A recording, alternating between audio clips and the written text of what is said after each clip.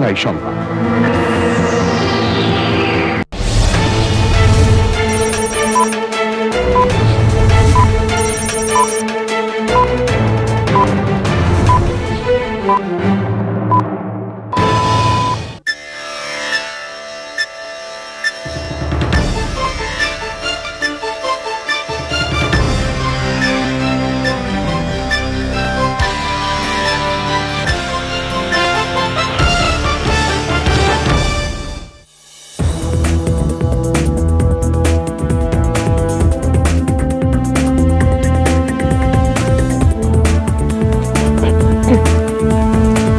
আসসালামু আলাইকুম, স্বাগত জানাচ্ছি চ্যানেল আই সংবাদে বিবিতা রেজা।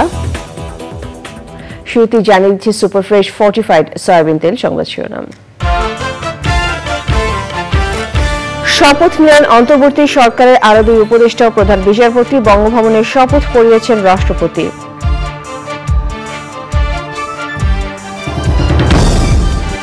বৃহস্পতিবারের মধ্যে সব পুলিশ সদস্যকে কাজে যোগ দেওয়ার নির্দেশ।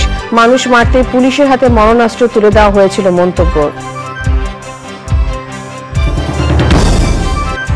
এবং রাজধানীতে ডাকাতি ও নাশকতা থেকে জানমাল রক্ষায় পাড়া মহল্লায় ছাত্র জনতার পাহারায়। পরিস্থিতি স্বাভাবিক না হওয়া পর্যন্ত কর্মসূচি চালিয়ে যাওয়ার ঘোষণা।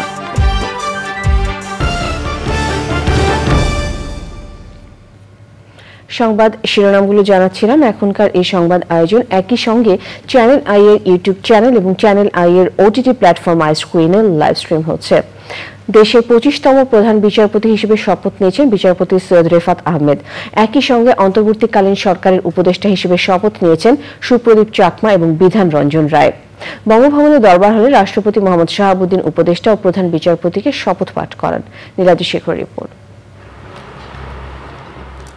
বৈষম্য বিরোধী ছাত্র আন্দোলনের শিক্ষার্থীদের দাবির মুখে প্রধান বিচারপতি ওবায়দুল হাসানের পদত্যাগের পর দেশের 25তম প্রধান বিচারপতি হলেন হাইকোর্ট বিভাগের জ্যেষ্ঠ বিচারপতি সৈয়দ রেফাত আহমেদ। বঙ্গভবনে অন্তর্বর্তীকালীন সরকারের প্রধান উপদেষ্টা ডক্টর মোহাম্মদ ইউনূসের উপস্থিতিতে রাষ্ট্রপতি মোহাম্মদ শাহাবুদ্দিন প্রধান বিচারপতি সৈয়দ রেফাত আহমেদকে শপথ বাক্য পাঠ করান। বিচারপতি নিযুক্ত হইয়া বাংলাদেশের প্রধান বিচারপতি নিযুক্ত হইয়া সশ্রদ্ধ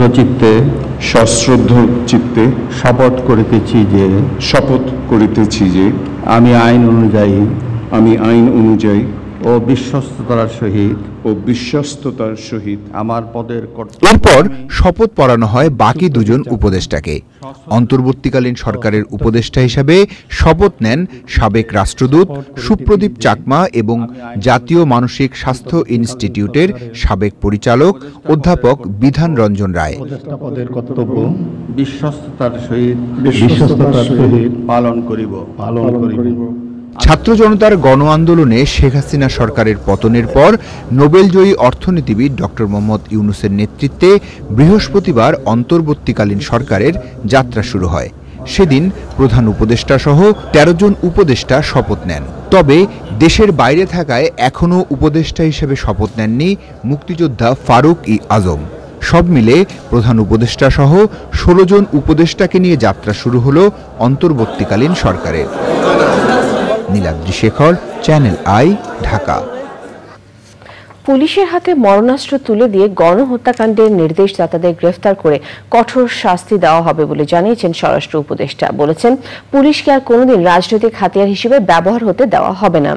পুলিশ সদস্যদের অবিলম্বে কাজে যোগ দেওয়ার নির্দেশ দেন তিনি। এদিকে রাতে স্বরাষ্ট্র উপদেষ্টার সঙ্গে বৈঠক শেষে কাজে যোগ দেওয়ার ঘোষণা দিয়েছেন পুলিশ সদস্যরা। এনামুল কবির রিপোর্ট। সাম্প্রতিক সহিংসতায় আহত পুলিশ সদস্যদের শারীরিক অবস্থার খোঁজ খবর নিতে কেন্দ্রীয় পুলিশ হাসপাতালে আসেন স্বরাষ্ট্র উপদেষ্টা। সবার সঙ্গে কথাবার্তা বলে তাদের সর্বোচ্চ চিকিৎসা নিশ্চিত করার নির্দেশ দেন। বাইরে এসে সাংবাদিকদের বলেন, এদেশে রাজনীতি করা এখন কঠিন হবে। দেশ কারো ব্যক্তিগত সম্পত্তি নয়, একজনের ইচ্ছায় রাষ্ট্র চলবে, এটা আর মেনে নেওয়া হবে না। একজন তথ্যমন্ত্রী লেখাপড়া জানার লোক কোনো দুষ্কৃতিকারীরা করছে, ছাত্রদের আপনি দুষ্কৃতি বানিয়েছেন, সব বিচার হওয়া উচিত। পাওয়ারটাকে কুক্ষিগত করা হয়েছে, হাজার হাজার লোক মারার পরে পাওয়ারে থাকতেছেন। পুলিশকে আপনি আর পুলিশ লাঠিয়াল বাহিনীর মতো পরিচালিত করতে পারবেন না। হুকুমদাতা যারা ছিল, দে শুড বি পানিশড। কোন মিডিয়া চাকরি করবেন, মিডিয়া বন্ধ হয়ে যাবে।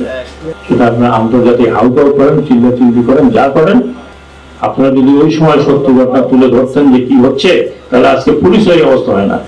আগামী বৃহস্পতিবারের মধ্যে সব পুলিশ সদস্যকে কাজে যোগ দেওয়ার নির্দেশ দিয়ে তিনি বলেন, কাজে যোগ না দিলে চাকরি থাকবে না। মডার্ন ওয়ার্ল্ডে এটা কখনো হয় নাই। একটা পতিত স্বৈরাচার ফিরে আসে নাই, ফিরে আসলে উনি এখানে থাকতেন। উনি কেন গেলেন?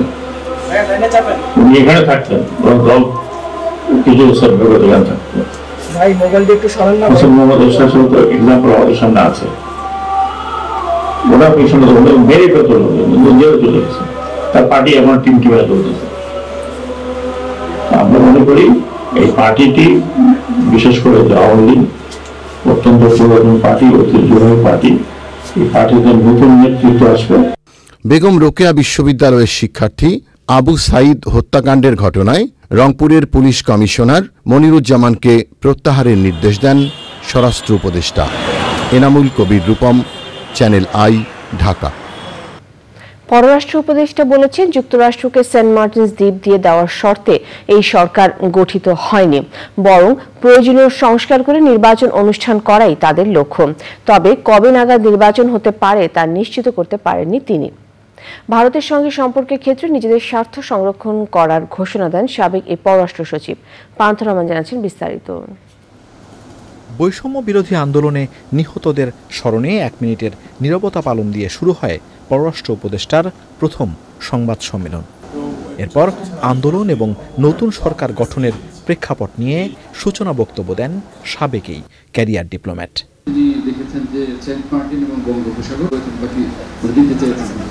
আমি শুধু এটুকু বলতে পারি যে আমি এরকম কোনো অঙ্গীকার করিনি। আর আমার খুব সন্দেহ যে রাস্তার ছাত্ররা এই অঙ্গীকার করেছে গিয়ে আমেরিকার কাছে।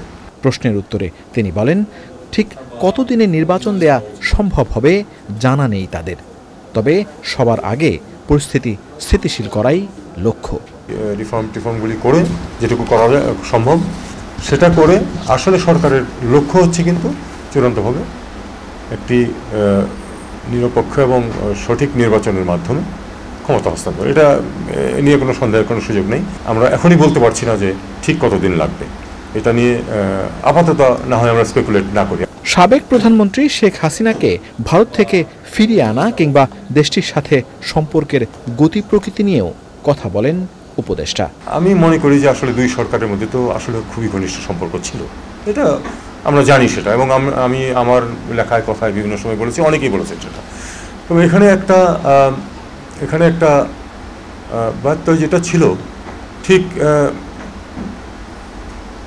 মানুষের মাঝে কতটুকু যে সোনালী অধ্যায় চলছিল মানুষের মনে সম্পর্কের ব্যাপারে, সেটা নিয়ে আমার সন্দেহ আছে। কাজে আমরা চেষ্টা করবো যে আসলে সম্পর্কটা শুধু দুটো দেশের মধ্যে না, দেশের সরকারের মধ্যে না, দুটো দেশের সার্বিক যে অস্তিত্ব তার মধ্যে মানুষ খুব গুরুত্বপূর্ণ। মানুষ যেন ভাবে যে ভারত আমাদের খুব ঘনিষ্ঠ বন্ধু, আমরা এটাই চাই। আমরা চাইবো যে ভারত আমাদেরকে সেটাতে সহায়তা করুক। আরব আমিরাতে প্রতিবাদ সমাবেশ করে জেলে যাওয়া প্রবাসীদের মুক্ত করার জন্য প্রধান উপদেষ্টা নিজে কথা বলবেন বলেও জানান তিনি। বলেন, সবার সাথে সুষম সম্পর্ক তৈরি করতে চায় এই সরকার। পান্থ রহমান, চ্যানেল আই, ঢাকা। রাজধানীতে রাত নামলেই ডাকাত আতঙ্কে ভুগছেন মানুষ। ডাকাতি ও নাশকতা থেকে জানমাল রক্ষায় লাঠি হাতে রাত জেগে পাহারা ও চেকপোস্ট বসিয়ে তল্লাশি করছে ছাত্র জনতা। পুলিশবিহীন শহরে পাড়া, মহল্লা ও রাজপথে তাদের এই উদ্যোগ জনমনে এনেছে স্বস্তি। যা যেমন মিন্টুর রিপোর্ট। এভাবেই রাস্তায় গাড়ি থামিয়ে চলছে তল্লাশি, জেনে নেওয়া হচ্ছে গন্তব্য, চেক করা হচ্ছে ড্রাইভিং লাইসেন্স। আমরা 12টার পরে গুলশানে খালি কোনো গাড়ি ঢুকতে দিচ্ছি না, সন্দেহমূলকগুলো চেক করছি। এটা সকাল ফজর আজান পর্যন্ত থাকে, তারপর সব খুলে দিয়ে ক্লিনারে এসে পড়ে ক্লিন। আমরা দেখি যে কয়েকজন ছেলে ফেলে আসে যে হেডরুম দেখাতে, অনেক কিছু আসে। হ্যাঁ, অনেক কিছু। তো ওটা যদি হয় আমরা ফোন দিয়ে আমরা আর্মিকে ডাকি। 15 লক্ষ টাকা সহ একজন লোক পেয়েছে, যিনি সক্রিয় বিএনপির একজন কর্মী। কারণ তার কাছে বিএনপির কিছু মুড়ি বই আমরা পেয়েছি, যেগুলো সে টোকেন হিসাবে দিতেন। জানমালের যাতে ক্ষয়ক্ষতি না হয়, ডাকাতি যাতে না হয়, সেই জন্য আমরা সবাই সম্মিলিতভাবে একত্রিত হয়ে নিরাপত্তার স্বার্থে কাজ করতেছি। জনসচেতনতামূলক এই কার্যক্রমে রাজধানী গুলশান, বনানী, বাড্ডা, রামপুরা, বনশ্রী, মাদারটেক, বাসাবো, মতিঝিল, টিকাটলি, রমনা, মালিবাগ, মিরপুর, ধানমন্ডি, মোহাম্মদপুর সহ বিভিন্ন এলাকায় দলভেদে তরুণ সহ নানা বয়সী মানুষের স্বতঃস্ফূর্ত অংশগ্রহণ। মায়াকানন, আহমদবাগ, সবুজবাগ, সবুজ কানরিয়া, রাজারবাগ যা আছে আর কি, আমরা কদমতলা সহ আমরা প্রত্যেক দিনই আমরা পুরো গ্রুপ নিয়ে আমরা সবাই মানে মোটামুটি টহল দিচ্ছি আর কি। আমাদের অত্রে বড় বড় কয়েকটা মন্দির, যেমন রামকৃষ্ণ মিশন, ভোলাগিরি, বুঝছেন, কয়েকটা বড় বড় মন্দির আছে। এখানে যাতে কেউ কোনো রকম না গাইতে পারে, ক্ষতি না করতে পারে। রাজধানী আইন শৃঙ্খলা পরিস্থিতি স্বাভাবিক না হওয়া পর্যন্ত ছাত্র জনতার রাতের পাহারা ও তল্লাশি চলমান থাকবে বলে জানিয়েছেন তারা। যাযাবর মিন্টু, চ্যানেল আই, ঢাকা। এবারে প্যারিস অলিম্পিকের খবর। বিশিষ্ট সাংস্কৃতিক ব্যক্তিত্ব ছায়ানটের ট্রাস্টি উপদেষ্টা মণ্ডলীর সদস্য নুরুন নাহার আবেদিন মারা গেছেন। ইন্না লিল্লাহি ওয়া ইন্না ইলাইহি রাজিউন। রোববার রাতে তিনি মারা যান। মৃত্যুকালে তার বয়স হয়েছিল 93 বছর। তার নামাজি জানাজা দুপুর 1টায় ধানমন্ডির 7 নম্বর মসজিদে অনুষ্ঠিত হবে এবং পরে বনের কবরস্থানে দাফন করা হবে। নুরুন নাহার আবেদিন বাংলাদেশ টেলিভিশনের প্রথম মহাপরিচালক জামিল চৌধুরীর স্ত্রীর বড় বোন। তিনি এক পুত্র 2 কন্যা রেখে গেছেন। গাজায় অব্যাহত ইসরায়েলি হামলায় কমপক্ষে 22 ফিলিস্তিনি নিহত হয়েছে। এছাড়া ইসরায়েলি সামরিক বাহিনী খান ইউনিসে থাকা শরণার্থীদের অন্য জায়গায় চলে যাওয়ার নির্দেশ দিয়েছে। জাতিসংঘ বলছে গত কয়েকদিনে 75,000-এরও বেশি ফিলিস্তিনিকে আবারও জোরপূর্বক বাস্তুচ্যুত করা হয়েছে। এদিকে বড় হামলার আশঙ্কায় যুদ্ধবিরতির আহ্বান জানিয়েছে হামাস। ইরানের সশস্ত্র গোষ্ঠী হিজবুল্লাহ ইসরায়েলে বড় হামলা চালাতে পারে এমন আশঙ্কায় আগামী 15 আগস্ট যুদ্ধবিরতির আলোচনার সময় নির্ধারণ করা হয়েছে। আলোচনায় বসবে মধ্যস্থতাকারী দেশ কাতার, মিশর এবং মার্কিন যুক্তরাষ্ট্র। বিশেষ করে হিজবুল্লাহ কমান্ডার ফুয়াদ শুকরের হত্যা ও তেহরানে হামাস নেতা ইসমাইল হানিয়াকে হত্যার পর এই আলোচনা এসেছে। তবে ইসরায়েলি প্রধানমন্ত্রী বেনিয়ামিন নেতানিয়াহু বলেছেন, হামাস পুরোপুরি শেষ না হওয়া পর্যন্ত ইসরায়েলি সেনারা যুদ্ধ শেষ না করার প্রতিশ্রুতি দিয়েছেন।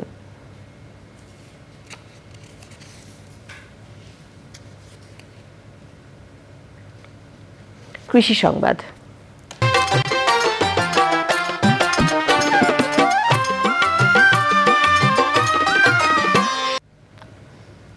ভরা মৌসুমেও কাঙ্ক্ষিত ইলিশ মিলছে না চাঁদপুরের পদ্মা মেঘনায়। নদীতে নেমে হতাশ হয়ে বাড়ি ফিরছেন জেলেরা। মাছ শিকার করে ঋণ শোধের পরিবর্তে জীবিকা নির্বাহে নতুন করে ঋণগ্রস্ত হচ্ছেন তারা। জলবায়ু পরিবর্তনের ফলে এবার ইলিশের মৌসুম দেরিতে শুরু হয়েছে। চাঁদপুর থেকে মোর্শেদ আলমের তথ্যচিত্রে আল মকসুদের রিপোর্ট। চাঁদপুরের পদ্মা মেঘনায় বেড়েছে পানির প্রবাহ, বৃষ্টিও হচ্ছে। ইলিশ আহরণের উপযুক্ত সময় হলেও চাঁদপুরের পদ্মা মেঘনার জেলেদের জালে মিলছে না কাঙ্ক্ষিত ইলিশ। কখনো বা মিলছে 2-1টি মাছ, কখনো ফিরছেন খালি হাতে। খুবই কষ্টে আছি। নদীতে মনে করেন না, যেই খরচ করে যাই, খরচের টাকা উঠাইতে কষ্ট হয়ে যায়। 3000 টাকা খরচ করে যদি একটা মাছ পাই, মাছের টাকা বেশি 1500 টাকা। মনে করেন না যে মাছটা পাওয়া যায় না, 2 পাইলে 200 টাকা করে ভাগে পাওয়া যায়। এই অবস্থায় নদীতে কোন রকম এই যে দেন নাই যে আমরা হুতার জাল ভাই, এই যে হুতার জাল ভাই 3টা 4টা 2টা 3টা, কোন সময় হুদা জাল লাগো, জাল পাওয়াতে লেগে লটারি, কোন সময় পায় কোন সময় পায় না। জলবায়ু পরিবর্তনের প্রভাব আছে মাছের বিচরণ ক্ষেত্রেও। নদীর অনুকূল পরিবেশ তৈরি হচ্ছে মাত্র, বলেছেন বিশেষজ্ঞরা।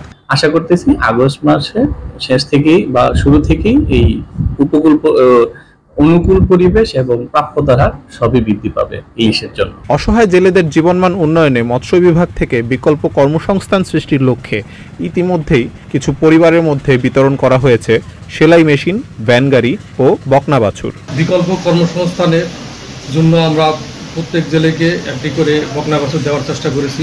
ইলিশ সম্পদ উন্নয়ন ব্যবস্থাপনা প্রকল্পের আওতায় ইতিপূর্বে বিতরণ করা হয়েছে এবং এই অর্থ বছরের সামনে আরও কিছু সংখ্যক জেলেদের মাঝে বিতরণ করব। জেলায় নিবন্ধিত জেলে রয়েছে প্রায় 46,000। ইতিমধ্যেই বিকল্প কর্মসংস্থানের উপকরণ পেয়েছে প্রায় 5,500 জেলের পরিবার। আল মুকসিদ, চ্যানেল আই। প্রকৃতি সংবাদ।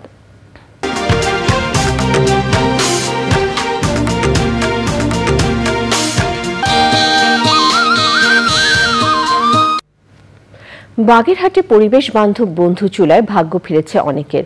কর্মসংস্থানের পাশাপাশি অর্থনৈতিক সচ্ছলতা এসেছে পরিবারে।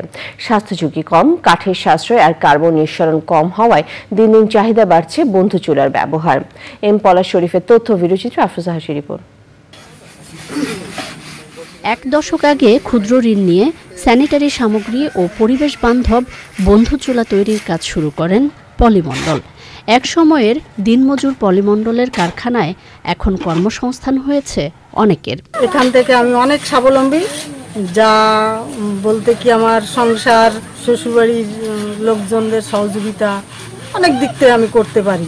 টাকা লোন নিয়ে এবং কিছু সাহায্য করে সেই হইতে আমরা কাজ করি এবং সেভাবে আমাদের ব্যবসাটা আস্তে আস্তে বড় হয়। তার মতো অনেকেই পরিবেশ বান্ধব এই চুলার ব্যবসা করে সচ্ছলতা আনছেন পরিবারে। পরিবেশ বান্ধব হিসেবে সে এইগুলো তৈরি করে বিক্রি করছে, আমরাও নিয়ে ব্যবহার করে খুবই উপকার পাইছি তার কাছ থেকে, আর অনেকে নিয়ে। প্রতিটি ঘরে ঘরে এই বন্ধু চুলার ব্যবহার লক্ষ্য করা যায় এবং যারা একবার নিচ্ছে তারা অন্যকে নেওয়ার জন্য অনুরোধ করতেছে এবং সে অনেক স্বাবলম্বীও হয়ে উঠছে অর্থনৈতিক দিক থেকে এই ব্যবসাটা করে, এবং তার একটা জনপ্রিয়তা এখানে বেশ অর্জন হয়েছে। বন্ধু চুলা ব্যবহারে প্রায় 50% জ্বালানি সাশ্রয় হয়, এতে কমছে বৃক্ষনিধনও, বলছেন পরিবেশবাদীরা। এই সামগ্রিক বিবেচনায় বন্ধু চুলা অন্যান্য যে চুলা আছে সেই চুলা থেকে এই চুলাটা খানিকটা পরিবেশ বান্ধব এবং খানিকটা স্বাস্থ্যসম্মত। পরিবেশ সংরক্ষণে ধোঁয়ামুক্ত এই চুলা ইতিবাচক ভূমিকার পাশাপাশি সমৃদ্ধ হচ্ছে এই অঞ্চলের অর্থনীতিও। আফরোজা হাসি, প্রকৃতি ও জীবন ডেস্ক, চ্যানেল আই। খেলার খবর।